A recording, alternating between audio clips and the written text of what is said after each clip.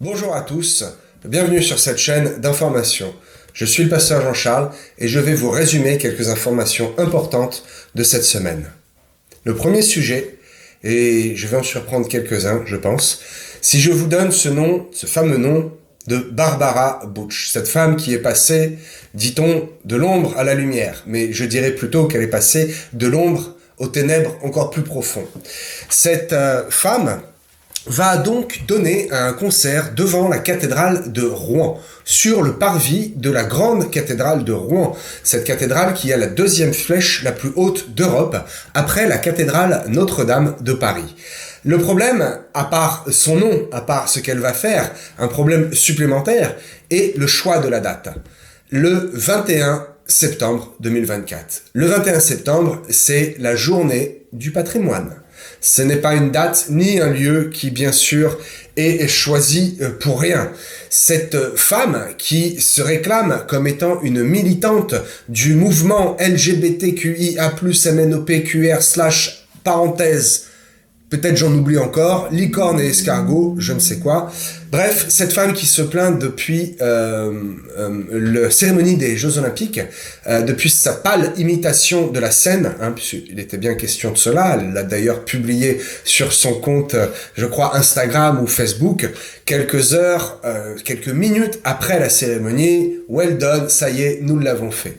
Bref, nous savons très bien que c'est bien la représentation de la scène du Christ. Je ne vais pas revenir dessus. Toutefois, cette femme se plaint d'avoir à subir un harcèlement du monde entier, de toutes les personnes qui ont vu et qui, eux, ont subi réellement la vision horrible de cette scène blasphématoire. Eh bien, cela ne suffit pas. Elle va défiler avec cette musique techno, cette musique bizarre. Cela s'appelle un set-up. Elle va donc faire un set-up sur le parvis de la cathédrale. Je vois cela comme étant une provocation de plus. Simplement une provocation de plus. Si ça, ce n'est pas signé sur l'autel de la diffamation, qu'est-ce que c'est? N'aurait-elle pu pas se produire, comme on dit, n'est-ce pas, au Zénith, ou tout simplement dans une salle de concert? Non, non, non, il faut qu'elle vienne encore une fois affirmer son identité de genre et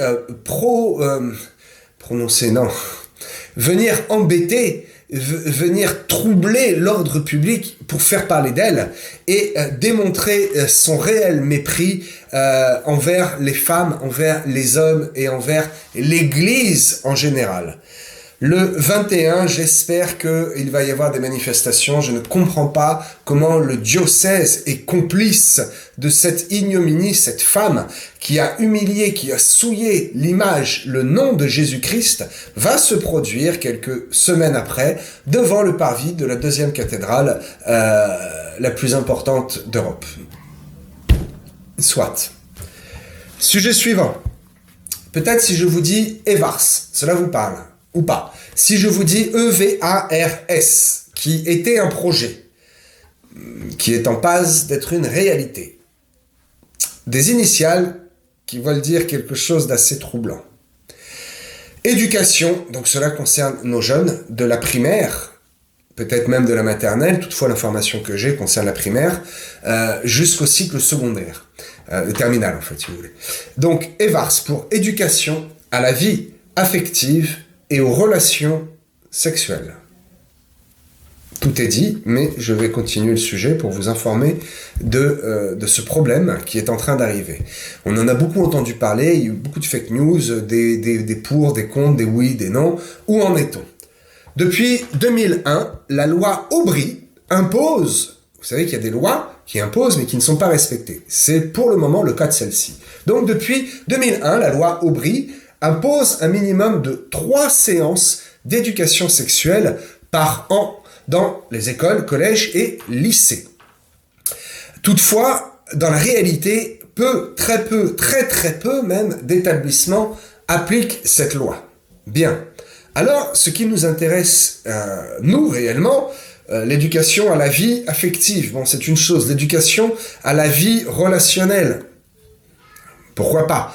Mais là où il peut y avoir, et là où il y a un problème, c'est dans ce troisième volet de l'éducation à la vie sexuelle. Ce troisième volet comporte 3 parties. La première partie, c'est l'étude de la sexualité humaine. Bon, j'aurais plutôt exprimé cela comme étant une étude de l'anatomie, les cours que nous avons tous eus à l'époque, en 4e et 3e, sur tout simplement le corps humain. Cela est renommé sexualité humaine. Ça sous-entend les rapports, ça sous-entend beaucoup de choses que les enfants ont le temps de découvrir par eux-mêmes, dans une sainteté et dans leur propre intimité. Toutefois, cela est mon avis.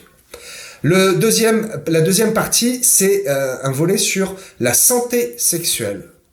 Ok, effectivement, il faut utiliser des contraceptifs, il y a des moyens de contraception aussi, des moyens de se protéger, voilà, des maladies telles que le VIH, toutes les maladies vénériennes, les maladies qui se transmettent par voie sexuelle, et il y en a pléthore. Donc, bon, à la limite, pourquoi pas? Il faut bien que ces enfants le sachent, vu que nous avons une génération qui est de moins en moins intéressée par les choses de la vie, c'est peut-être une bonne chose. Bien. Mais là où ça pose un problème, et là où c'est vraiment vicieux, c'est ce 3e volet, où peut-être je serai le seul à vous en parler. Ce 3e volet, c'est l'identité de genre. Donc, si on reprend Evars, avec ce 3e volet, cela signifie l'éducation à la vie et à l'identité de genre. Peut-être pourra-t-on dire à un enfant, tu n'es ni homme ni femme, peut-être tu es autre chose, et tu as le droit d'être autre chose, et même on va t'aider. Voilà le vrai danger. Dans la réalité des choses, c'est que cette loi qui date de 2001 n'a pas été vraiment mise en application. Le projet Evars a évolué. Ce que je vous donne là, ce sont les dernières mesures, les derniers compléments au projet. Toutefois, cette semaine, le 10 septembre, ce projet a été présenté à l'Assemblée nationale afin d'obliger cette fois la dispensation de 30 heures d'Evars par an. Sous couvert de liberté et d'accès à un monde adulte qui aurait pour rôle de répondre à des questions des enfants, sous couvert de liberté, on va laisser les enfants être libres et disposer de la science et de la connaissance des adultes pour répondre à leurs questions. Bien, cela est un beau paquet cadeau, mais le paquet à l'intérieur est pourri, je vous le dis. Parce que le problème, c'est quel type de réponse va être apporté. Nous savons quel est le mouvement qui promeut ça. Nous savons la mentalité des instituteurs qui sont pour ces choses-là. Donc, nous connaissons déjà les réponses qui vont être apportées à ces enfants-là. Au lieu de dire, mais suis-je un garçon, suis-je une fille? Eh bien, écoute, quel est ton prénom? Quelle est ton identité sur ta carte d'identité? On ne peut pas choisir. C'est mécanique. C'est comme cela. Je suis blanc, mais je me prends pour un noir. Mais quelle est cette idiotie? Je suis blanc parce que je le suis. Je suis un homme parce que je suis un homme. Combien même je déciderais que je suis une femme, cela ne changerait rien. Je resterai un homme. Et le problème, c'est la réponse que ces gens-là vont apporter à ces, et je le réclame, je le redis, ces enfants. C'est un gros problème. Sous couvert de vouloir protéger les enfants et leur apporter une bonne information, l'aspect du volet identité de genre est très flou. Et encore une fois, sous couvert de bonnes intentions, se cachent de très très mauvais projets pour l'avenir et l'équilibre mental et physique de nos enfants. Nous verrons bien si cette loi est votée et si ce projet Evars de 30 heures par semaine est imposé. Si je prends un caillou et que je le jette, et que d'autres font ainsi, cela porte un nom. L'intifada à Paris. Mais quelle horreur! Quelle déclaration de guerre a été faite dimanche dernier lors d'une manifestation, bien entendu, pro-palestinienne, qui manifeste contre Israël, plutôt que de manifester contre leurs vrais oppresseurs, de manifester contre le Hamas. Non, ils continuent de louer leur véritable geôlier et de combattre ceux qui veulent et qui désirent les délivrer du Hamas. C'est une autre histoire. Toutefois, un militant bien connu a balancé une phrase entourée de militants et de députés, la France insoumise, qui ont bien souri et qui n'ont rien dit. Et comme le dit l'adage, qui ne dément consent.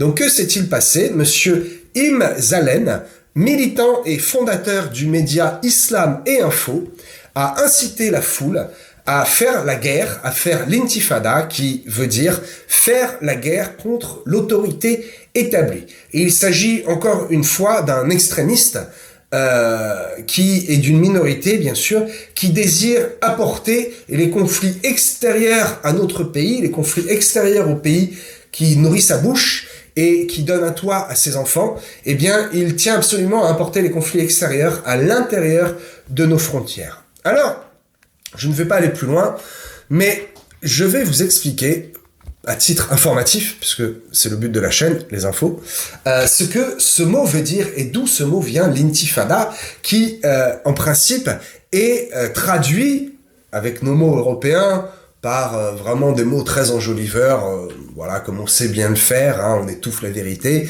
L'intifada signifie révolte contre un régime oppresseur. Mais la vraie signification, c'est la guerre des pierres contre Israël. Certains, alors je ne peux pas vous parler arabe, mais avec une déclinaison, ça signifie clairement se débarrasser d'Israël. La première guerre des pierres a eu lieu en 1987. Des civils gazaouites ont pris des pierres pour lancer sur des soldats de Tsahal, des soldats israéliens. Des renforts ont été appelés et ça a été le début d'une guerre où les soldats israéliens ont été très sages et n'ont abattu personne. Mais ils se sont pris beaucoup de pierres sur la tête, des cocktails Molotov, et cela a porté un nom: se débarrasser d'Israël, la guerre des pierres, l'intifada. Ce monsieur veut donc importer cette tradition sanguinaire, sauvage et, pardonnez-moi, archaïque dans nos rues et dans nos villes à Paris, Marseille, Lyon et Bordeaux. J'espère que ce discours va rester un discours. Bref, une enquête, une de plus, bien sûr, une enquête a été ouverte, mais ce monsieur n'est toujours pas inquiété, il n'est toujours pas interrogé et il va et il vient à sa guise. Et je reviens sur les députés LFI, donc ce mouvement, la France Insoumise, hein, tout est dans le mot. La France Insoumise soutient toutes ces manifestations pro-palestiniennes. Et j'attends aujourd'hui les commentaires de ces députés français de la France Insoumise, n'est-ce pas, qui étaient présents, qui ont été témoins. Ceux qui n'ont pas été présents, mais qui ont été témoins et informés comme moi et vous et moi dans les médias, quels sont leurs commentaires? Où est la censure? Quelle est l'expression de Monsieur Hollande, ce bel hypocrite qui se met maintenant du côté de l'extrême gauche et qui défend aussi ces personnages-là? Où sont leurs déclarations? Où est la censure? Rendez-vous compte, cet homme qui appelle dans nos rues de France, dans notre belle capitale, avec une histoire française, une histoire chrétienne, il lève le poing et il appelle à l'intifada. Et rien ne bouge. Cet homme est entouré de députés français. Cet homme est entouré de députés pour lesquels peut-être quelques-uns qui regardent la vidéo ont voté. Soyez sages et sachez faire les vrais choix qui vont nous mener sur un chemin de justice, de vérité et de réussite pour notre pays. Qui ne dit mot, consent. Je termine ce sujet avec cet adage et je pense que la France Insoumise consent tout à fait et est prête à faire la révolution en France.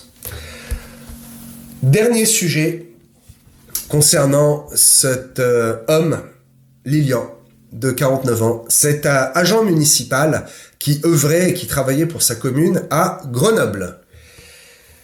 Bien entendu, nous connaissons cette histoire et il est malheureux de découvrir que cet homme, peut-être je vous apporte, je pense, cette information, cet homme, donc de 25 ans, qui est en fuite, était déjà bien connu des services de police, puisque déjà à 16 ans, il avait été retrouvé avec un ami à lui de 18 ans, sur un toit, en train de viser avec une carabine gros calibre dans le dos d'un homme qui passait en scooter. Cet homme est mort, le gars qui a tiré a été condamné, et le mineur, bien sûr à 16 ans en France, hein, on est mineur, hein, même si on a des poils sur le menton, qu'on peut tenir une arme, qu'on crache sur la police, qu'on mesure 1m80, 95 kilos, nous sommes considérés comme étant mineurs. Donc ce mineur a été à peine inquiété, garde à vue, et oh, la belle affaire, on lui a interdit de porter une arme. C'est pour cela que dans les médias, on entend, il était interdit de porter une arme jusqu'en, je crois, 2027 ou 2028. La belle affaire, comme s'il allait se contenter de respecter les lois. Donc cet homme était armé, chauffard, dans une voiture de sport. Nous connaissons l'histoire qui se répète, malheureusement c'est toujours la même chose. Une voiture de sport louée en Pologne. Nous savons très bien quel type de clientèle, quel type de personnages vont aussi loin pour louer des voitures de sport afin de faire n'importe quoi avec. C'est bien ce qu'il fait. 7h du matin, il crée un accident visiblement très dangereux, très fort. L'accident, ça a tapé très très fort. On a vu les photos. Le choc était très violent. Mais les médias et moi-même ne nous concentrons pas là-dessus. On se concentre sur ce gars qui fait marche arrière. Il essaie tant bien que mal, de s'enfuir. Un homme très courageux, bien sûr, comme tous ces types de personnages sont très courageux. Cet homme très courageux essaie de fuir. Et le vrai courageux de l'histoire, cet homme de 49 ans, Lilian, agent municipal, vient et essaie de le retenir, s'interpose, peut-être prend des photos. Il montre que y a quelqu'un pour le retenir. Et que fait ce gamin, cet homme de 25 ans, très courageux, bien sûr, plutôt que de le menacer, plutôt que de fuir, de venir se battre, faire la bagarre, ou de tirer en l'air, la facilité, boum, boum, 2 cartouches, 2 coups de feu, directement dans la poitrine. Il est évident que cet homme, Lilian, s'écroule sur place et décède. L'identité de cet homme de 25 ans, et ainsi que son nom, son identité, a été révélée, soi-disant avec une carte d'identité trouvée, on connaît l'histoire, les bandits laissent toujours leur carte d'identité dans la voiture. Je pense que tout simplement, mais ils ne veulent pas le dire, ils ont relevé qui était le loueur de voiture, ils ont remonté la piste, mais ils ne veulent pas le dire, parce que cela ouvrirait une brèche et ces gens, cette catégorie de personnes-là, iraient louer des voitures dans un autre pays et le trafic se transporterait simplement ailleurs. Bref, cela est mon avis. Donc, bien sûr, cet homme prend la fuite et il est recherché. Bien. Le problème, encore une fois, c'est que ce type de personnage est toujours le même, est toujours identique. Cet homme que la France insoumise qualifierait de chance pour la France, n'est-ce pas, n'a pas été visiblement une chance pour la vie et pour la famille de Lilian. Malheureusement, je le dis et je n'ai pas peur de le dire, que l'État a contribué et contribue encore à tuer et à enterrer absolument toute moralité et absolument tout civisme dans notre pays. Parce que l'État ne punit pas. L'État n'agit pas contre les ressortissants de l'Afrique du Nord, principalement, contre les criminels et contre ceux qui finalement servent leur intérêt, à savoir semer un peu plus le chaos chaque jour. Mes amis, prenez soin de vous, je vous dis à la semaine prochaine pour une prochaine rubrique, les news.